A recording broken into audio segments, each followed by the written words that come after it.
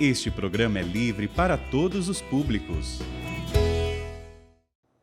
Como é bom chegar mais uma vez até você e te convidar para que você possa se acomodar. Estarmos aqui na sala de estar do programa Gente de Fé, para assim podermos conversar, ou melhor, para assim podermos nos agraciar com todas as bênçãos e graças que Deus realiza na vida do seu povo. Você já sabe, mas é sempre bom lembrar que este programa é justamente para nos fortalecer na fé. Por quê?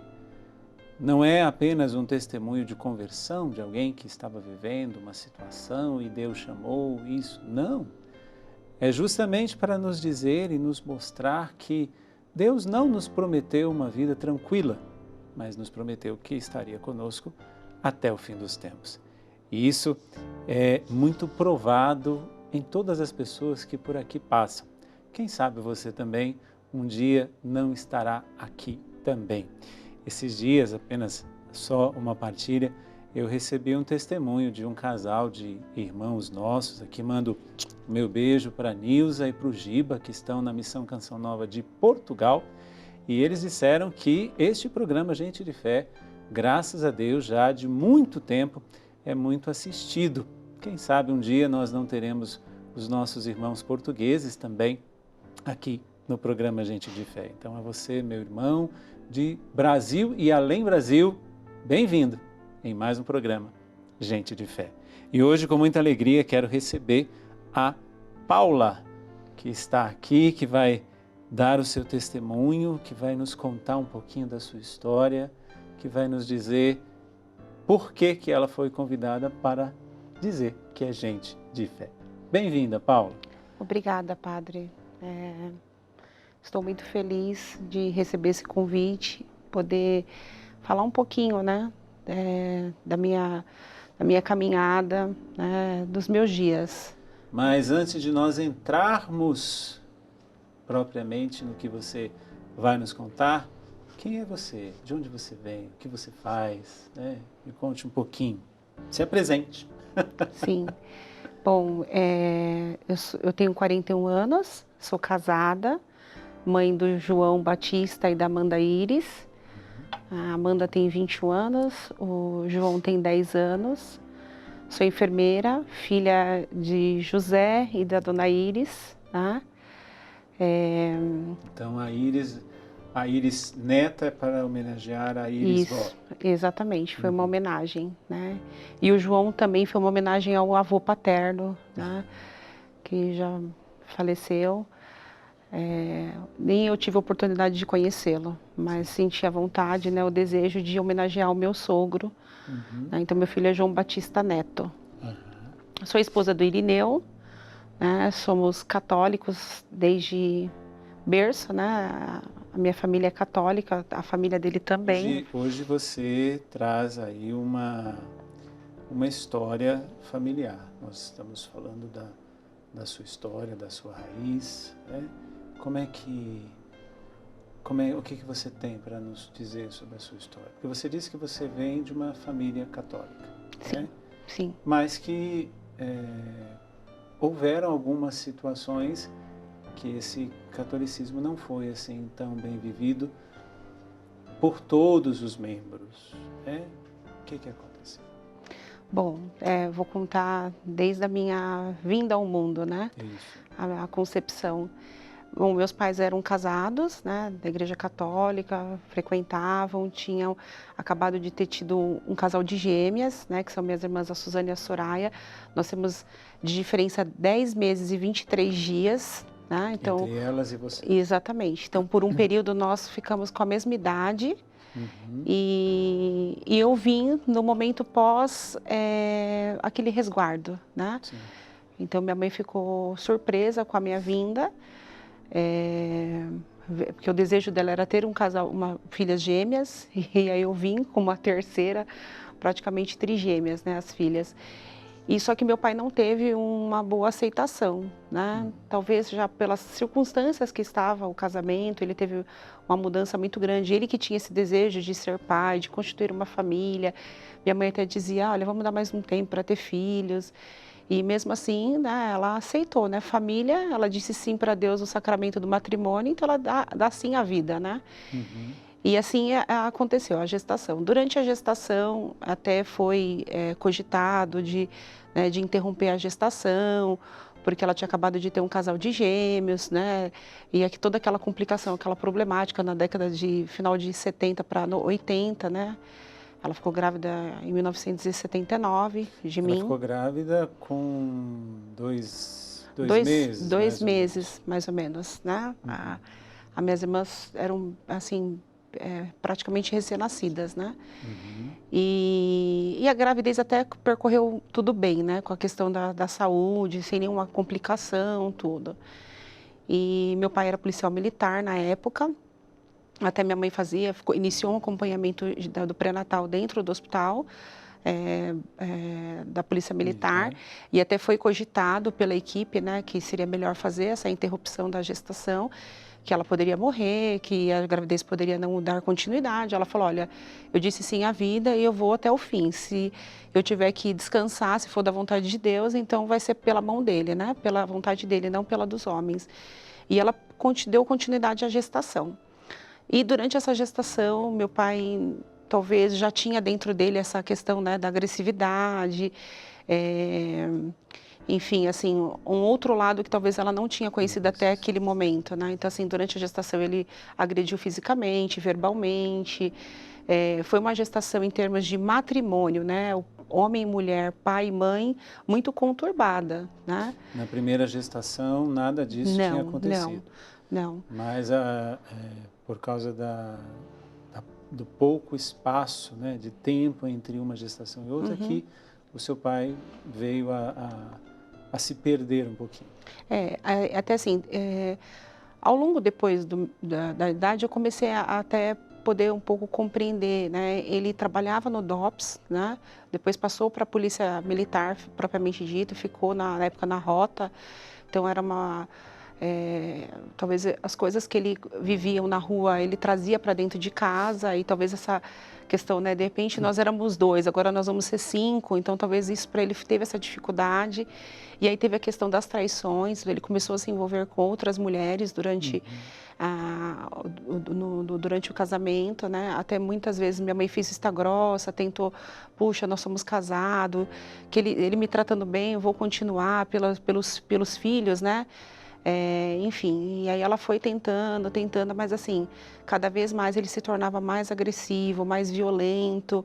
E as situações que eram feitas a 2, né, aquelas agressividades, já não tinha, ele não tinha mais pudor de esconder das pessoas. Isso, né? mesmo depois do seu nascimento, então aí que a coisa não foi somente desandou. um choque, Não. um choque, no caso assim, aquele choque de saber que seria pai de novo, mas também a coisa perdurou aí por um tempo. Exatamente.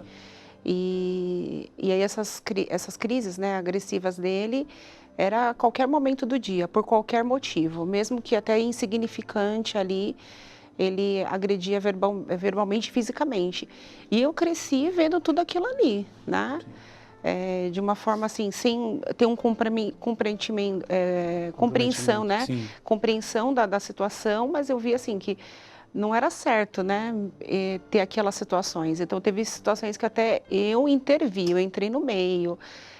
Ele fazia a gente entrar dentro do quarto porque ele sabia, né, que eu ia tentar defender minha mãe. E aí eu pulava a janela, fazia de tudo para poder ir lá salvar, porque o que eu mais queria era salvar minha mãe, não permitir aquela dor, aquele sofrimento, né? Sim. Isso te acompanhava também as suas irmãs?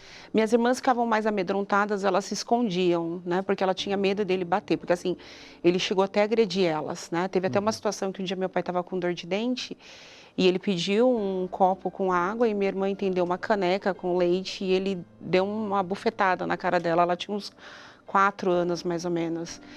E ele já não estava conseguindo, já só a agressão a ela, né? Então ele estava atingindo, mas a mim ele não tinha, nunca tocou, nunca ameaçou, nunca bateu. Quando eu estava completando já os meus 6 anos, isso assim é muito nítido dentro assim da minha consciência, né? Eu lembro detalhes, riqueza de detalhes das situações. Minha mãe descobriu que ele se envolveu com uma moça e ela engravidou. E aí ela foi cobrar dele, né? Olha, peraí, como é essa situação? E aí, naquele momento ali, eles optaram por se separar, né, de Até então, como corpos. você disse, desculpa te interromper. Sim, Até então, como você disse, sua mãe fazia vista grossa, sim, porém eram relacionamentos que não tinham um fruto, né? Como esse dele agora ter engravidado ali aquela moça. sim. Ela rezava, ia na igreja, eu lembro que nos levava. Às vezes eu até dormia na missa e ela dava aquele acordado, olha, acorda, né? Olha, participa. Uma mulher de muita fé. Então, no fundo, ela acreditava que ele podia mudar, que aquilo ali podia se transformar, ele voltar a ser o homem que ele era antes, com quem ela se encantou, com quem ela sonhou, teve planos, né, para constituir essa família. Mas as coisas foram, né, de mal a pior, aí até que aconteceu essa situação, foi onde ele cometeu a tentativa de homicídio, né? Foi uma noite assim um pouco agitada, ele estava arrumando as coisas e eles tiveram uma discussão verbalmente e aí ele pegou a arma e foi para atirar nela e eu entrei na frente, né? Eles estavam no quarto, aí ela sentou na cama e ele veio para engatilhar a arma. Aí eu falei, não, você não vai fazer isso com a minha mãe. E aí ele deu com 6 anos de idade. Tinha 6 anos. Aí ele deu uma coronhada nela e me arrastou do quarto. Aí eu vi sangue. Só que assim, eu não tinha noção, né, padre? Eu tinha 6 anos, eu não sabia o que era aquilo ali. Nem tinha noção do que era uma arma, né? Sim. Assim, o que a arma causava, né? Dentro dos meus 6 anos, eu era uma criança, né? Sim. E aí ele trancou eu e minha irmã minhas irmãs, ele já tinha trancado minhas irmãs no quarto e me trancou também. E deitou, foi dormir, como se nada estivesse acontecendo. E aí eu comecei a cobrar dele, pai, eu quero ver minha mãe, pai, não, eu quero a minha mãe, eu quero a minha mãe, eu quero a minha mãe. E até que ele abriu a porta e deixou eu sair. Então, quando eu cheguei lá, que eu vi minha mãe toda ensanguentada, colchão, o chão, né, era encapertado, o apartamento, e aí eu fui pedir socorro, né? Então nós tínhamos uma vizinha que nos ajudou, nos auxiliou nesse momento, minha mãe foi para o hospital, e aí foi uma coronhada, mas eu não tinha discernimento, né? Foi quando, assim, de fato, eles se separaram de corpos mesmo, então ele foi embora, né?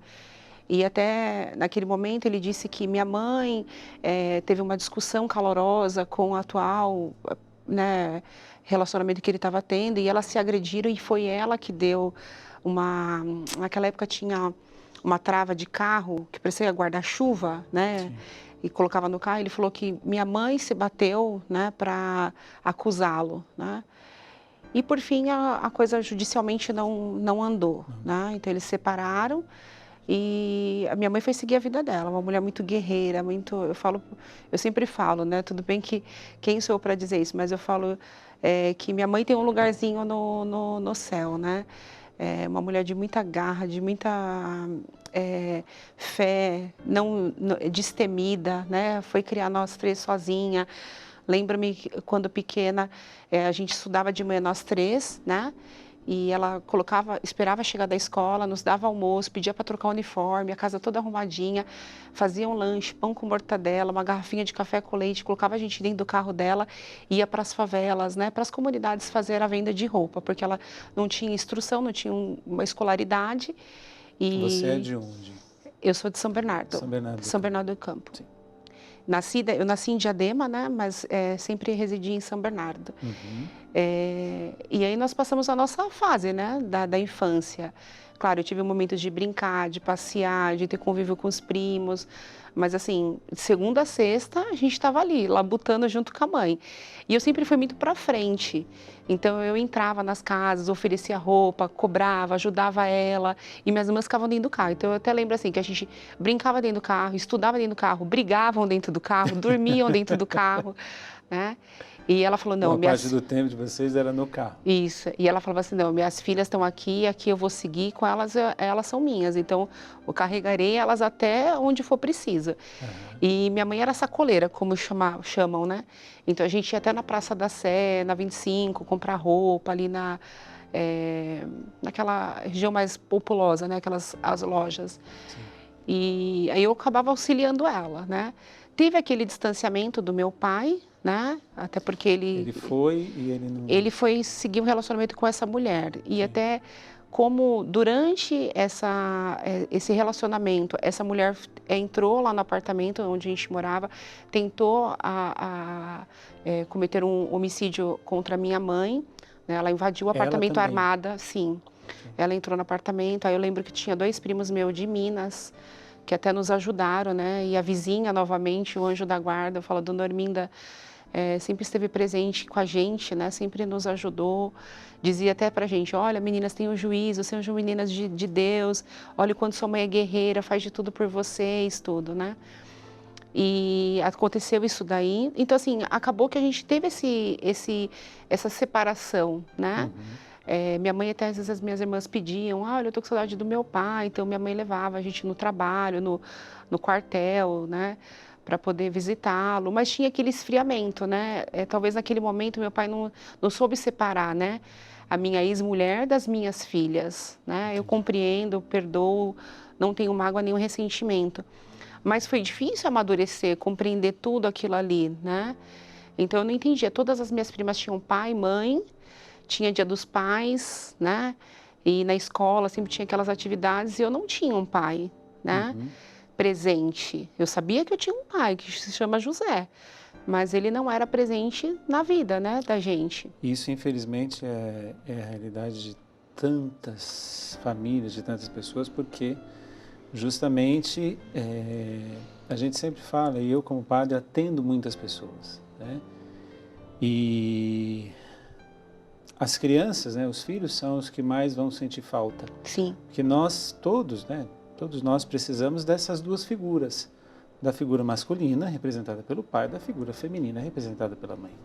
E quando uma figura, ou ela é uma figura fraca, ou ela é uma figura forte demais, ou ela é uma figura ausente, vai causar, sim, algum dano, seja ele qual for, na vida, na nossa vida, né?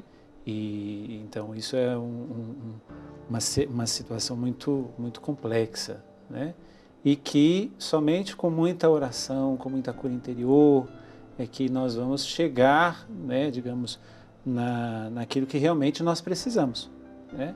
Que sermos pessoas equilibradas, sim, afetivamente, sexualmente, nas nossas carências, enfim, tantas coisas. Mas aí o tempo passou, você cresceu e hoje, né, como nós dizemos no começo, você é casada, tem filhos, né, e o seu casamento? Bom, primeiro assim, Amanda é fruto de um relacionamento que eu tive enquanto eu era solteira, né? Foi até um pouco difícil para a família entender, aceitar. Minha mãe, eu lembro que quando eu suspeitei que eu estava grávida, eu fui falar para ela, ela falou, eu sei, você está grávida. Choramos, né? Eu estava fazendo a faculdade já de enfermagem e sei assim quanto que foi difícil. Até não pensei em nenhum momento em interromper a gravidez ou de repente não dar continuidade, enfim. Você tinha 19? 19 para 20 anos. 19 para 20 anos. Então, para mim foi um susto, né? Mas assim, eu até falo, padre, que Amanda, ela foi um presente de Deus. Meus filhos são os presentes de Deus. Mas Amanda foi numa fase muito transitória ali, na fase términa da adolescência para a fase adulta, né? Então eu tinha uma depressão, eu tinha uma angústia dentro de mim. Meses antes de eu ficar grávida da Amanda, eu tentei um suicídio, né? Fiquei até internada na UTI. Por causa da depressão? Ou você tinha algum outro motivo para isso? O que acontece? Eu já tinha essa questão da depressão já afundada ali dentro e não sabia entender, compreender. E na minha família eu fui vítima de uma acusação de umas primas que eu estava fazendo um ato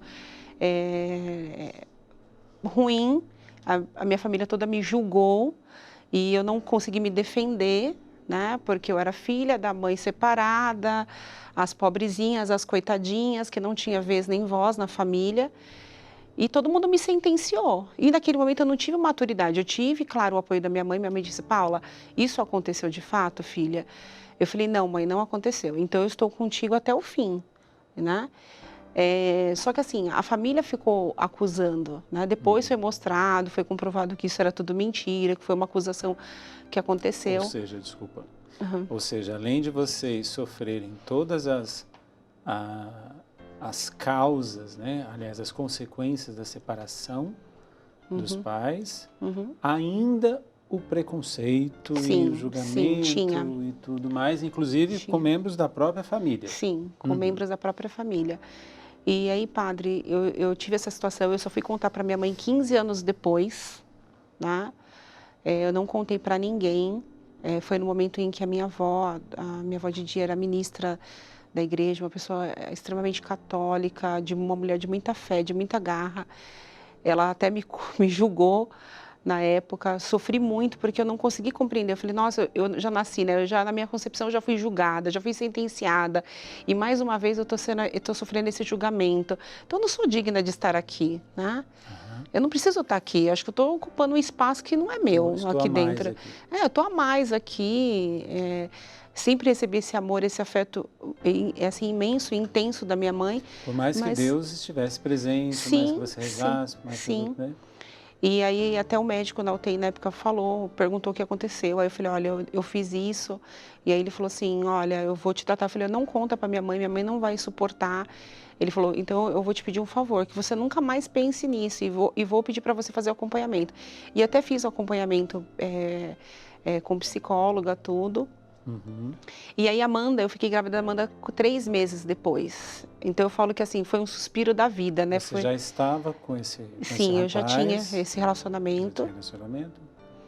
E aí acabou que a gente não deu certo, o nosso relacionamento. Durante a gravidez, eu tinha muita dificuldade de relacionar com a figura masculina, né? Então assim, foram todas rompidas, né? Não foram relacionamentos muito estáveis. Eu tenho meu padrasto, que ele entrou na nossa vida com 12 anos, é uma pessoa extremamente presente, carinhosa, sempre nos deu apoio, fui eu que até ajudei. Eu falo que eu sou o impulso desse relacionamento, né? Porque eu que acabei ali conciliando, fazendo ali o contato entre minha mãe e meu padrasto. Eu tinha uns 12 anos, né? A gente vendia roupa para a família dele, né? E aí, enfim, eu recebi esse apoio da minha mãe, do meu padrasto. Ele até falou, tá vindo uma vida, vamos aceitar. Mais uma vida que está sendo gerada aqui. Eu lembro que minhas irmãs ficaram tudo felizes. Minha mãe, vocês estão rindo? A sua irmã ficou grávida, não era assim que eu queria que casasse, que constituísse primeiro o matrimônio para depois, né, ter os filhos. Aí durante a faculdade ela até falava, você já me deu o diplominha, mas eu quero um diploma, né? O diplominha era a Amanda, então assim, eu já tinha a filha. Eu lembro que até durante a faculdade, às vezes ela aparecia lá na faculdade, eu levava a Amanda. Até por uma forma de me apoiar, de dizer assim, olha, aqui é seu fruto, então você tem que carregar, ter essa responsabilidade. Embora ela sempre me ajudou, assim, até hoje, né? A Amanda, eu falo que tem 2 mães, não é nem uma mãe e uma avó, né?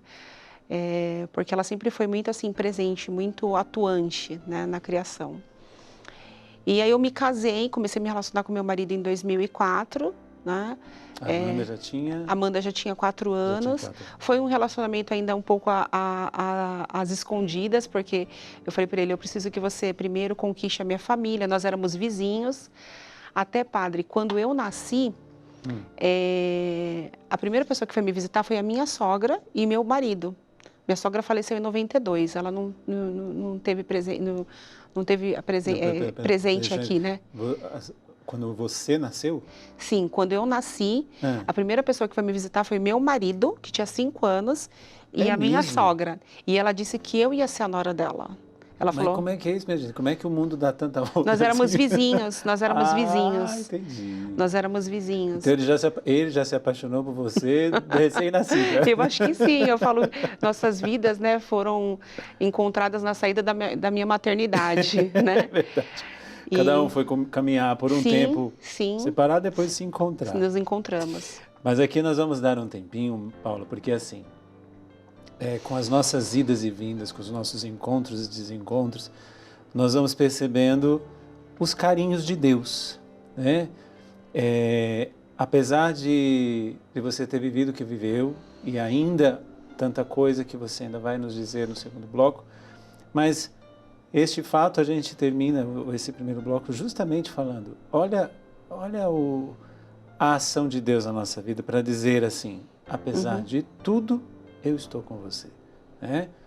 Sim. Você teve um relacionamento, você testemunhou um relacionamento que não deu certo, que foi o relacionamento dos seus pais, mas mesmo assim Deus já tinha te dado lá, que no momento que você nem entendia o que estava acontecendo, obviamente, aquele que seria, digamos assim, o seu José, o homem da sua Sim, o meu vida. José.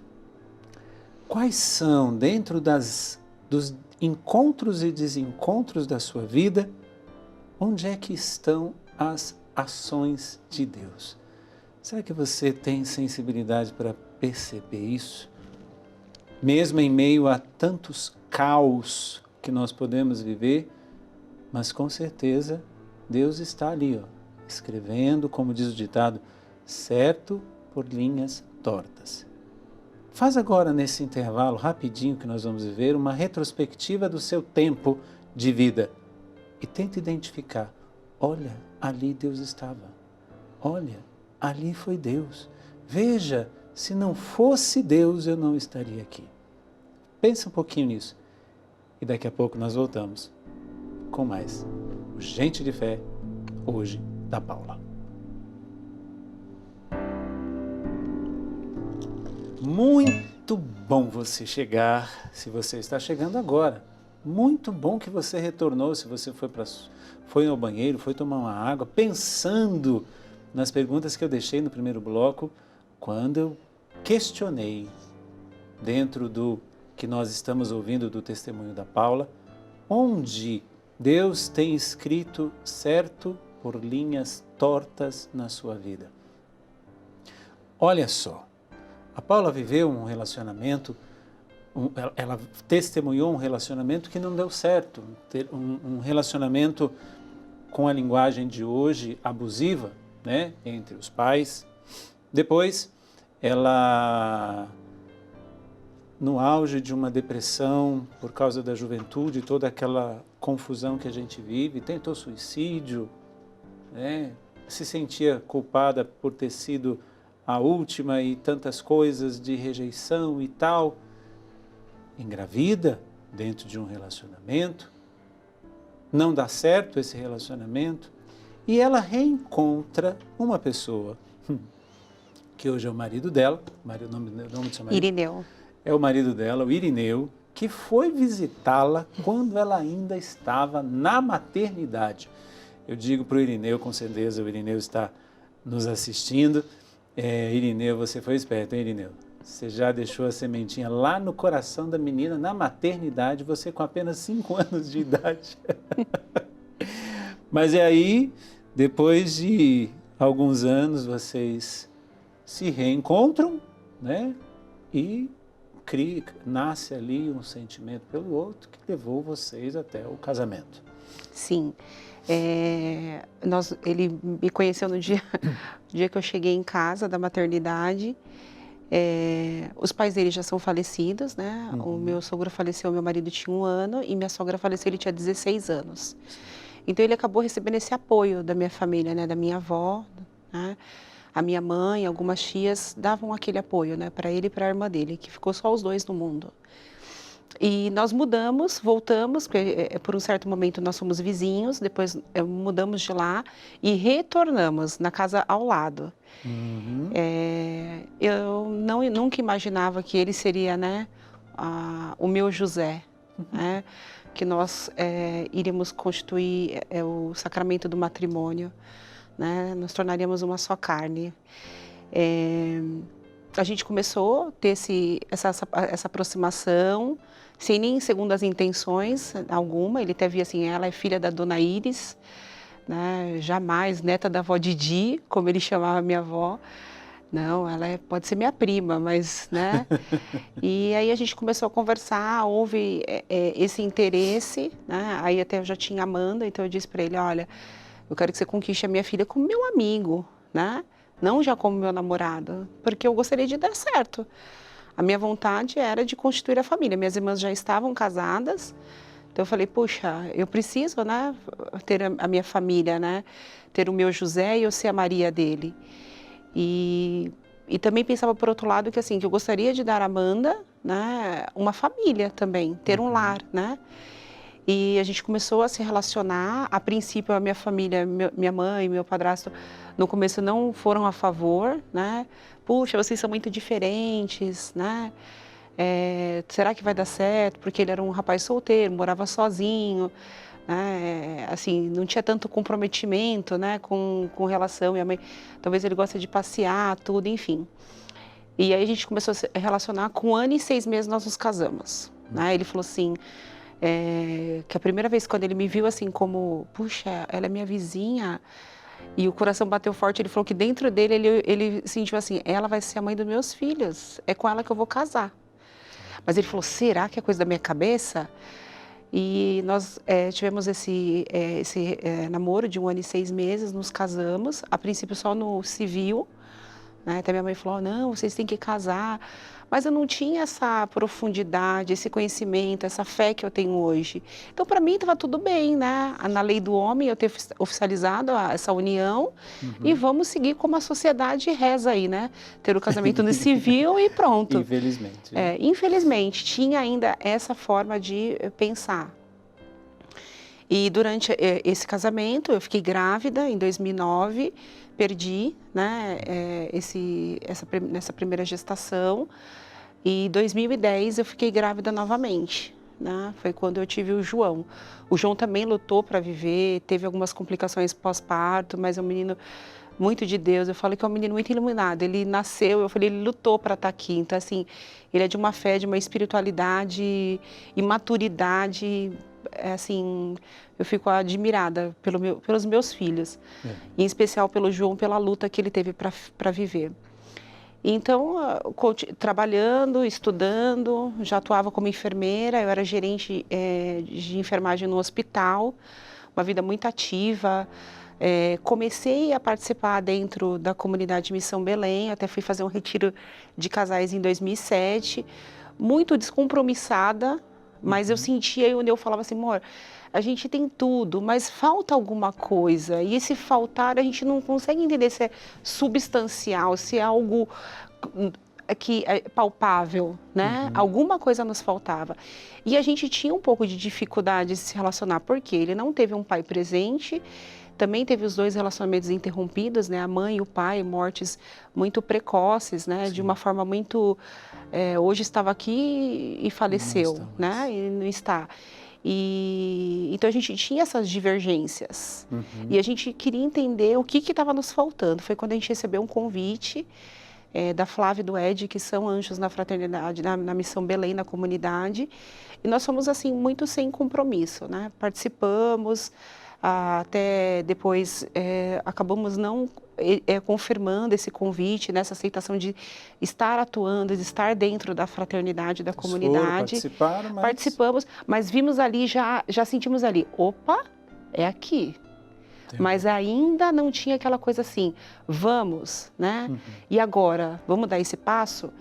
Eu trabalho Sentiram muito. Sentiram o chamado, mas Sim. Não se sentiam preparados para a resposta. Nossa, mas eu trabalho, você trabalha, e os filhos estudam, e dizer sim vai ser, olha, dizer sim para Deus nisso daí, será que a gente está preparado nesse momento? Deixamos assim para segundo momento. Isso é bonito tocar, Paula, porque assim, Deus é o Senhor do tempo. Sim. Né? Ele tem pressa na nossa resposta, mas Ele sabe esperar o nosso tempo. Né? Isso eu falo de uma maneira pessoal, de experiência, porque também é assim que Deus age comigo, agiu e age até hoje. E isso é muito bonito tocar, né? Porque Deus ele vai te esperar até o último momento para que você diga, eis-me aqui, Senhor. Sim. Né? E que bom que você fez essa experiência, pôde tocar nessa experiência, viu que era ali o que estava faltando para você, mas ao mesmo tempo também precisava fazer as contas, para que não fosse alguma coisa só na emoção, né? Exatamente. Porque se fosse só na emoção, poderia não ter dado certo. Aí isso foi em 2017, mas a gente percebeu, opa, é aqui. Estamos prontos, sentamos, conversamos, fizemos as contas, mas a gente viu assim que a gente faltava a oração em família, ir nas missas, né? Rezar o terço. Embora eu nasci num berço católico, eu lembro que quando eu era criança, até a fase da adolescência, minha mãe obrigava a gente na missa e eu agradeço a Deus dessas vezes que ela obrigou. Você vai sim. Não, eu tô com sono, Você vai, quando você voltar, você descanse. Bendita Dona Iris. Bendita Dona Iris. E quando foi em 2019, nós recebemos um novo convite. Venha participar do retiro de casais. Padre, foi como assim, sabe quando toda aquela agitação, trabalho, filho, casa, família, amigos. E aí a gente falou assim, não, vamos parar tudo e vamos. Nós vamos. No dia que a gente foi para esse retiro, a gente acabou se perdendo. E aí até o Neu ficou muito bravo. Não, vamos voltar. Eu falei assim, Neu, para o carro, desliga o GPS e a gente vai encontrar. Aí eu liguei no meu celular, a gente estava atrás do local, que era o retiro. Eu falei, não, nós não vamos deixar de ir nesse encontro de casais. E a gente fez sexta, sábado e domingo. O João foi, né, que tem a formação, né, das crianças. E ali a gente teve toda a certeza que o nosso chamado era ali, nosso lugar era ali. Né? Deus esperou tanto tempo, né? E aí, quando a gente já saiu de lá, mesmo sem receber, porque depois tem o segundo encontro, que pergunta, olha, vocês vão dar sim para a caminhada? A gente já deu sim na hora ali, ó, a gente quer caminhar, a gente quer ficar, Wanderson, Jéssica, por favor, né? É isso que está nos faltando, né? Procuramos em tantos lugares, ou de tantas formas se preencher, mas é aquilo ali que estava nos faltando, né? A fé em Deus, você está dentro da igreja, você ter essa intimidade com Deus, que a gente não tinha. Não tinha. Vocês estavam com Deus, mas não o conheciam. Vocês estavam, quer dizer, Ele estava com vocês, Sim. mas não existia um relacionamento ainda, não existia uma intimidade, uma proximidade, uma amizade com esse Deus. Exatamente. Foi quando o Padre Paulinho nos chamou nos fez o convite, né? Olha, vocês não querem casar, né? O sacramento do matrimônio. E eu falei, na hora sim, o Neuta falou assim, amor, mas a gente não tem dinheiro para fazer a festa. Eu falei, amor, Deus vai providenciar tudo. Esse é o momento pra gente. Não vamos mais colocar obstáculos, né? Não vamos colocar mais coisas de impedimento, porque isso vai nos fraquejar, vai nos deixar vulneráveis, aí a gente vai começar a criar desculpas para não seguir a Deus. Sim. Então, nós vamos nos casar sim. Aí ele falou, tá bom, né? Tá bom. Ele até fala, você me obrigou a casar. Bom, a gente participou das formações, nos casamos, foi um casamento coletivo lindo, 12 casais da fraternidade, da missão, né? Eu estava ali radiante, né? Nunca esperava que um dia eu ia ser noiva, entrar na igreja. Até ali, tanto eu uso as duas alianças, do civil e do religioso. E continuamos a caminhar, fazer os encontros dentro da missão. E aí nós recebemos um convite para fazer uma formação num retiro, que a gente chama Escola de Pastores, com o Padre Jean-Pierre, a irmã Cacilda, a irmã Karen e o Padre Paulinho, de todas as fraternidades de casais. Dias antes de eu ir, eu comecei a sentir uma dor de cabeça. Só que eu achava que assim, era o trabalho, estou muito estressada, cansada, tal. Não quis muito assim me interessar por aquela dor. Mas aí os dias foram se passando e eu falei, opa, eu tenho um retiro para fazer. Eu preciso entender o que está acontecendo. Aí eu fui no hospital, o médico falou, olha, uma crise de enxaqueca. Falei, doutor, mas meu olho direito está meio estranho. Ele falou, pode ser uma conjuntivite viral, né? Você às vezes usa lente de contato.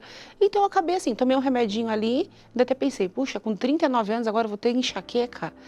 Mas não foquei, tomei os remédios e fui embora. Um dia que antecedia o retiro, nós fomos comprar uma barraca, né?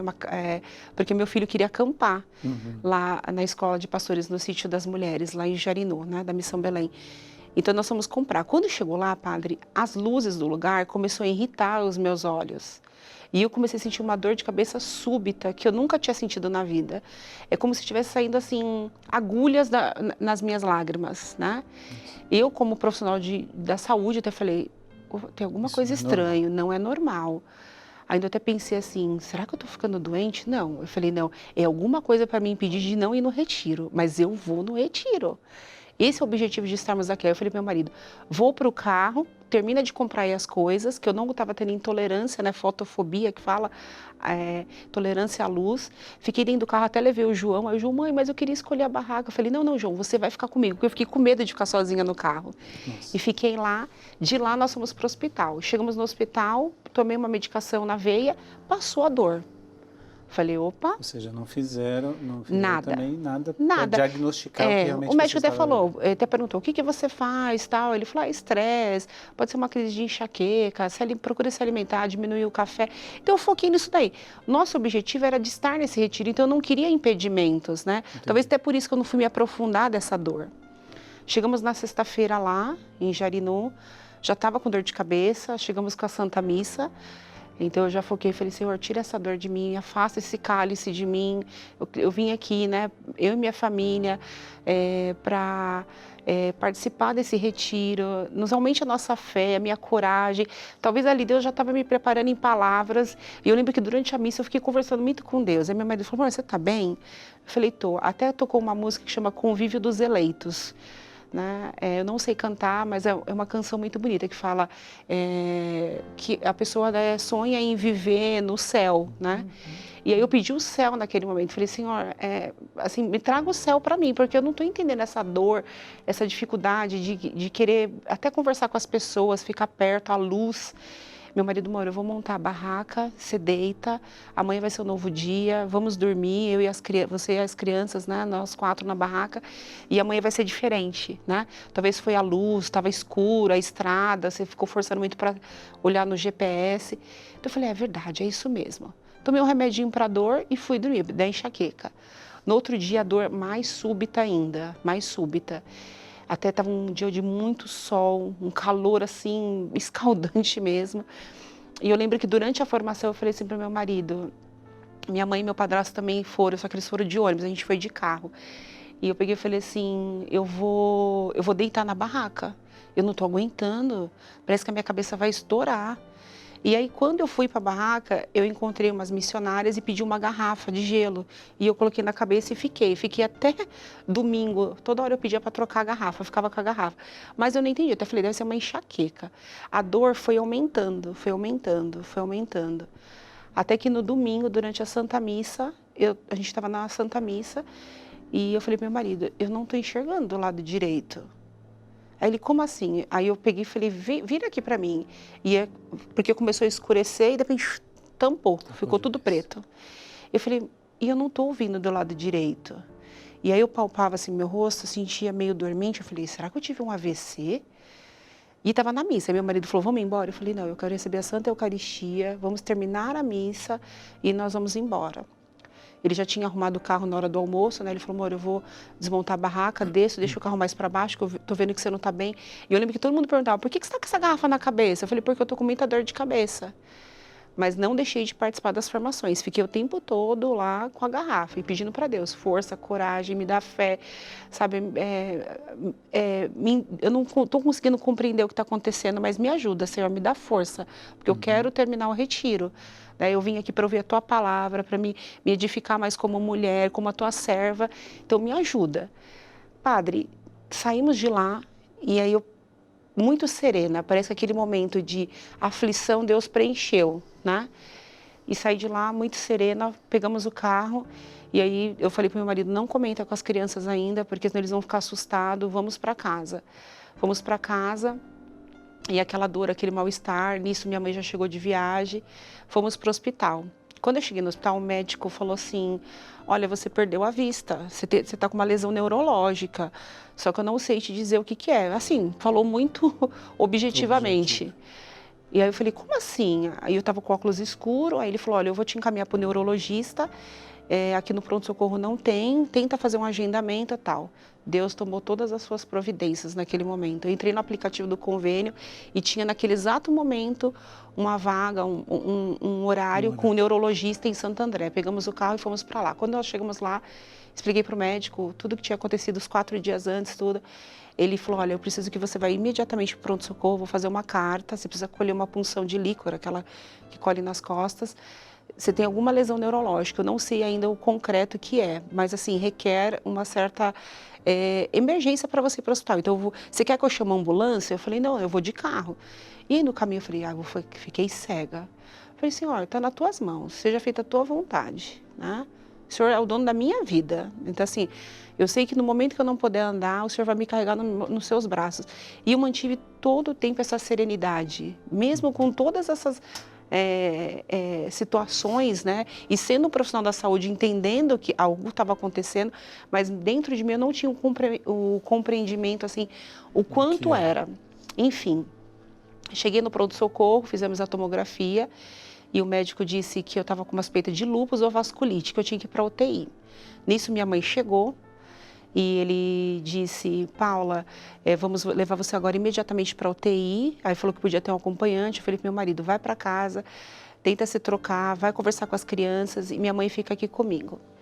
Isso eu internei. Quando foi por volta das 3 horas da manhã, eu vendo que toda hora colhiam um exame de mim e colhiam. Eu falei, gente, meu sangue está coagulando e aquela dor, usando morfina e a morfina não aliviava. E eu só pedindo para Deus, me dê força, me dê coragem. Eu sei que o Senhor está aqui comigo, eu não estou sozinha, né? Eu creio, o Senhor é o dono da minha vida, seja feita a tua vontade, né?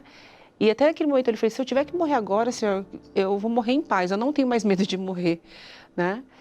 E aí quando foi 3 horas da manhã, a médica entrou no leito, né, ali, e aí falou assim, Paula, olha, né, eu preciso conversar com você, acendeu a luz do leito, minha mãe já levantou imediatamente. Eu até falei, doutora, estão colhendo toda hora meu exame, eu não estou entendendo o que está acontecendo. Ela falou, olha, eu pedi para colher até 3 amostras, desci no laboratório para ver suas lâminas. E assim, Paula, padre, era 3 horas da manhã. Tá? Paula, você está com leucemia? Falei, oi? Eu? Leucemia? Ela falou, não sabemos qual tipo de leucemia, mas a leucemia está atacando o seu cérebro. Por isso você está com esse edema cerebral, por isso que você perdeu a visão, né, e a audição do lado direito, o seu edema está presente mais do lado esquerdo. Nós precisamos transferir você imediatamente para um hospital que dá esse suporte, porque a gente não sabe se é uma leucemia aguda, né, e você precisa ser transferida. Naquele momento, padre, minha mãe saiu, foi até o banheiro, eu sei que ela foi chorar. Eu pedi para Deus, falei, Senhor, eu não estou tendo compreendimento de tudo que está acontecendo, mas o Senhor sabe, né, do que vai vir a acontecer. Pensei nos meus filhos, no meu esposo. Seja feita a tua vontade, só me dê forças, né? Eu não estou conseguindo compreender aqui esse diagnóstico. E se for, Senhor, amém. Amém. Tive muita fé ali, muita certeza, né, de que Deus estava ali comigo, Nossa Senhora estava me guardando. Eu sei que minha mãe chorou, voltou, tá tudo bem e tal. E aí teve aquela questão, né, meu plano não tinha vaga, minha mãe foi até na diretoria do hospital, falou, minha filha é uma profissional da saúde, sempre se dedicou às pessoas, à vida das pessoas. Agora, no momento em que ela está fragilizada, doente, ela precisa da ajuda dessas pessoas. E aí meu plano não cobria, mas eu fui para o melhor hospital do convênio, eu fui transferida, que tinha todo o suporte necessário, tá? Fiquei 7 dias na UTI, usando fralda, tomando banho na cama, me deixei de ser profissional e me tornei paciente, né? Mas eu fiz uma entrega ali, total. Sim. Me entreguei a Deus, falei, Senhor, eis aqui, eu estou nos seus braços, entendeu? O Senhor vai fazer o que for necessário, não tenho medo, me dê coragem, mas eu não estou com medo de nada, nada, né? Mesmo todo esse desconhecido, pensei nos meus filhos, no meu esposo, na minha família, tudo. E eu lembro que no 7º dia que eu estava na UTI, eu recebi a visita, né? Eu pedi para o Padre Paulinho, eu preciso comungar, eu preciso receber o corpo de Cristo.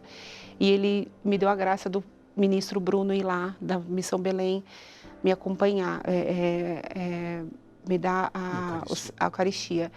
E aí, no momento ali, ele leu a liturgia, nós conversamos, ele falou, Paula, fecha seus olhos, faz um pedido, né?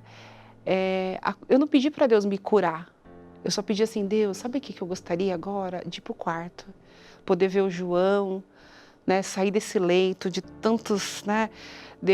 Me livrar um pouco desse ambiente. Minha família viu gente morrendo, gente chegando, intercorrências. Por mais que o leito era muito reservado, mas você via aquele movimento. E enfim, recebi a comunhão, o Bruno foi embora e minha irmã perguntou, né? Ela estava comigo, o que você pediu? O que você falou? Eu falei, eu pedi para Deus, eu não pedi a cura, eu pedi para ver se eu podia ir para o quarto para ver o João. E quando foi por volta das 18 horas, a médica veio, apareceu assim muito do nada, assim, lá na porta do quarto e falou, Paula, vamos dar alta para você, você vai para o quarto hoje. Seus exames melhorou, olha, não conseguimos entender, porque assim, padre, eu fiz um exame. Foi rápido. Foi muito rápido, né? Obrigada, senhor. E eu estava com edema cerebral. Quando fizeram a punção, o normal da pressão intracraniana é entre 10 e 12. Eu estava 35. Então o médico falou, como você tem os reflexos, né? Você conversa, está consciente, orientada, sem perda de força motora. É Deus. Eu falei para ele, doutor, é Deus. Deus está aqui comigo, Ele está cuidando de mim, de todos os detalhes, né? Eu não preciso me preocupar. Ele está cuidando. Inclusive do Senhor, para cuidar de mim. Sim. Os médicos dos médicos estão aqui conosco. E aí eu fui para o quarto, fiquei 9 dias, já introduziu a quimioterapia via oral. Eu tenho uma leucemia que chama leucemia mieloide crônica. A medicina dos homens não tem cura, mas para Deus tudo é possível.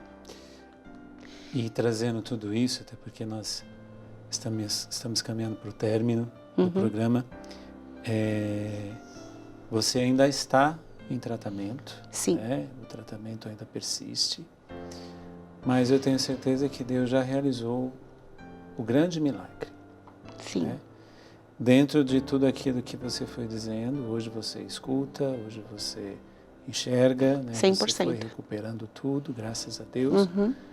Mas ainda Deus quer trabalhar em você. Né? Eu tenho certeza, sim, que a providência de Deus, ela age na nossa vida quando nós realmente estamos abertos a ela. E uma vez que estamos abertos, Deus vai fazer. O que é que Ele ainda quer te dizer neste tratamento? Pare para pensar, você que também está num tratamento, seja ele qual for, e que o seu tratamento para a medicina, como é o caso da Paula, é apenas paliativo, porque a cura para a medicina não existe. Mas o que Deus quer falar com você neste momento? Se nós cremos que a nossa existência neste mundo depende da vontade de Deus, você ainda está aqui porque Deus ainda quer falar com você. Como quer falar com você? É claro que no estalar de dedos, Deus pode fazer tudo acontecer? Pode, na vida da Paula, na sua vida também. Mas o que Deus ainda quer falar ao seu coração? O que Deus quer falar em você e através de você? Eu tenho certeza, Paulo, que a sua vinda aqui, e não para testemunhar a cura, não para testemunhar que você já está completamente livre da leucemia, não. Deus te trouxe aqui, né? Você disse nos bastidores que até sonhou com essa entrevista. Deus te trouxe aqui para dizer para milhares e milhares de pessoas que estão nos vendo agora de que Deus está falando com você e ainda quer falar com você. Sim. Ele pode curar? Pode. Então eu vou fazer o seguinte, eu vou esperar o que Deus ainda tem para falar com você. Nós vamos terminar, porque o tempo já está se esgotando, já até falta um minutinho ainda, mas para dizer a você, nós vamos esperar juntos e eu vou pedir a você, e agora como padre, eu vou pedir a você, colha tudo que Deus quer fazer em você e através de você. E depois que você tiver tudo que Deus fez em você e através de você, com tudo que você está vivendo, que nós vamos terminar o programa, mas o seu tratamento vai continuar. Aí você vai voltar e você vai dizer, em nome de Jesus, o que Deus fez em você e através de você. Como com certeza está fazendo na vida de muitos, Sim. ainda fará muito mais. Que Deus te abençoe, Paula. Deus abençoe você também. E o programa nós vamos terminar dessa forma. Parece que meio que sem cabeça, mas é porque o tratamento da Paula continua.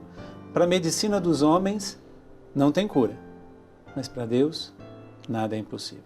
E se Deus é por nós, quem será contra nós? Que Deus te abençoe e vamos ficar na expectativa e na oração para a vida da Paula ainda trazer muitos e muitos frutos para mim, para ela e para você. Deus abençoe. Este, todos os outros programas da TV Canção Nova você pode acompanhar ao vivo ou não pelo Canção Nova Play, que é o canal da Canção Nova no YouTube. Até o próximo programa.